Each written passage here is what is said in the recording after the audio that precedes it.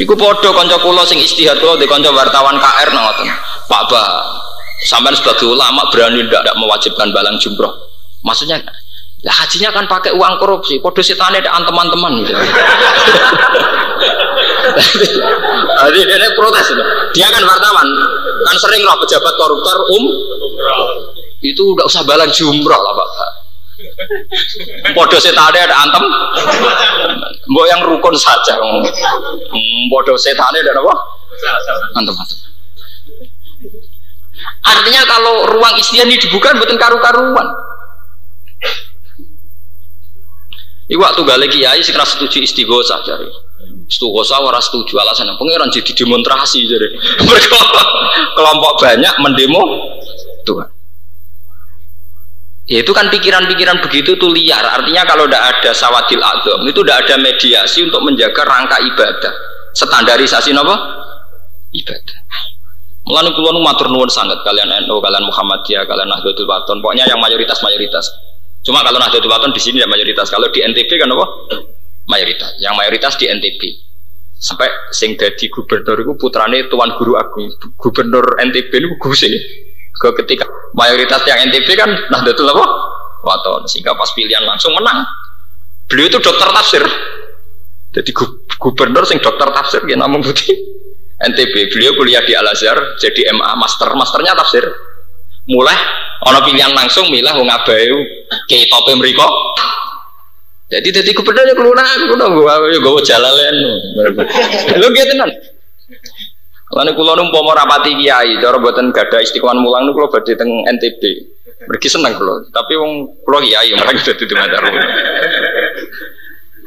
Wong kula untuk tugas teng Malaysia itu ya seminggu, teng Mekah di seminggu. Saya itu tidak berani tugas di luar itu.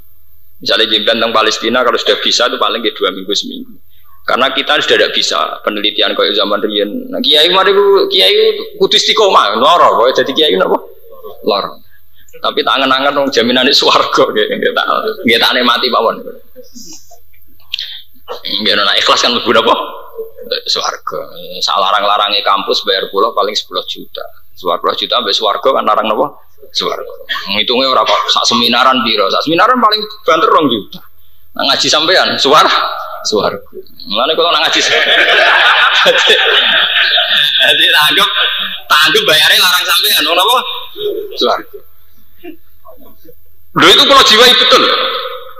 Mulane kalau nu ngaji bisa ulan pisan mawon. Mari kekakean mlebu swarga malah. Malah ruwet malah pusing ya. Kakean malah pusing. Paham iki lo cerita nggih mayoritas nih. Lah mayoritas itu diciptakan oleh pemersatu. Ini balik malih. Mayoritas itu bisa lahir kalau ada pemersatu. Yaitu dalam konteks NU Basim Asy'ari, dalam konteks Muhammadiyah Ahmad Dahlan. Pemersatu ini yang nanti menjadi imam kita. Ya, menjadi imam kita. Sebetulnya pemersatu kita kalau induknya ya tentu Kanjeng Nabi. Tapi kita kan tahu itu lewat sanad-sanad itu. Misalnya kayak Sarang hubungannya dengan Mbah Hasyim itu dulu Mbah Hasyim nanti ngaji Mbah Su'aib, Mbah Ahmad nanti ngaji Mbah Hasyim. Mungkin hubungannya Pondok Lirboyo Mbah Karim murid Mbah Hasyim. Mbah Hasyim ya kayak Mbah saya itu murid Termas Mbah Mahfud muridnya Sayyid Zaini Dahlan. Sayyid Zaini Dahlan nanti Syekh Bakir itu gurunya Mbah Hasyim. Pokoknya mubang-mubang ya masih satu guru. Kados paham kan itu putrane Haji Rasul. Haji Rasul itu muridnya Mbah Khotib Minangkabau.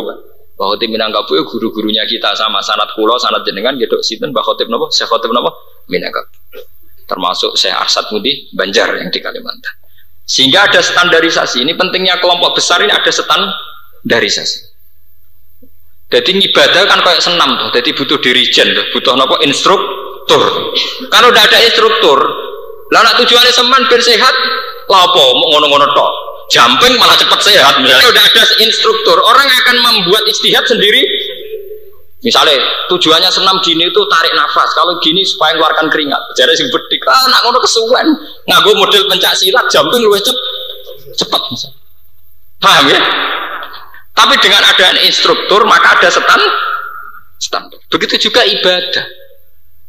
Ibadah itu harus ada instruktur yaitu imam sholat supaya caranya Nak sholat dewean kan itu sing utange akeh sujudnya suwi ra barbar. Paham ya?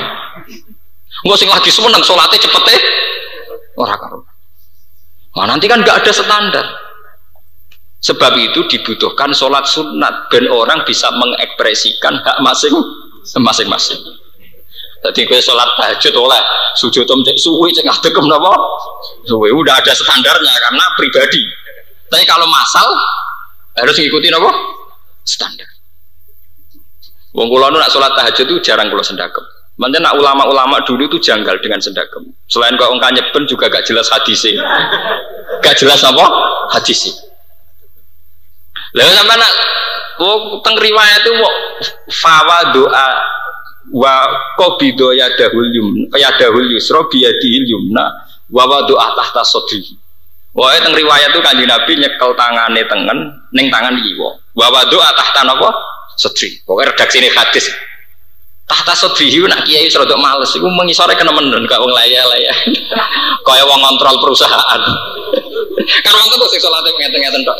Santai. Kaya wong kontrol apa? Berusaha. Kaya mandor. Wono sing wong saking bingunge mbok saking disipline ulen suwendak kemali dituware. Nanti wong kanjeben kan enggak ada standarnya.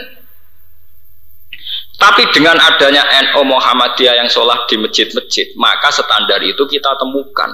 Rata-rata nggih ngeten standar. Ya miring-miringe ngeten, pokoke ora aneh nemen. Coba kaman di Turki. Di Pakistan, sampean delok TV salat ngeten, koyo wong berapa baris. Nah, ini penting kula aturaken. Dan ini bisa ditemukan standar ini bisa terjadi karena ada pemersatu. Itu dalam konteks NU misalnya dimulai Mbah Hasyim Asy'ari. Mbah Hasyim Asy'ari dulu di Mekah itu mondoknya bareng kalian Mbah Muhaimin. Mbah Muhaimin itu adiknya Badawi Lasem. Nah, dulu ketika itu bikin Samratul Raudhah, terus akhirnya jadi cikal bakal Nahdlatul Ulama.